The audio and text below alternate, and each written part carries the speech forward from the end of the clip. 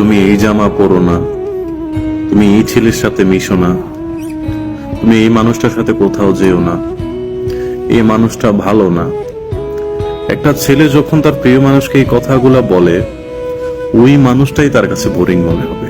মেয়েটার কাছে মনে হবে যে তার এই প্রিয় মানুষটা বোরিং, এই সারাক্ষণ আমাকে শাসনের উপর রাখে, এর মতো বোরিং মানুষ আর নেই। আমি এর আগেও অনেকটা বলছি, এখনো বলতেছি।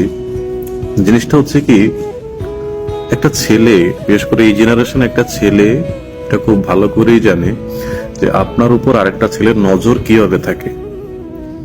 আপনাকে এগুলা বলার মানে সে এতটুকুই চায় যে আপনার দিন শেষে আপনি ভালো থাকুন এবং সেফ থাকুন, এর থেকে বেশি কিছুই না।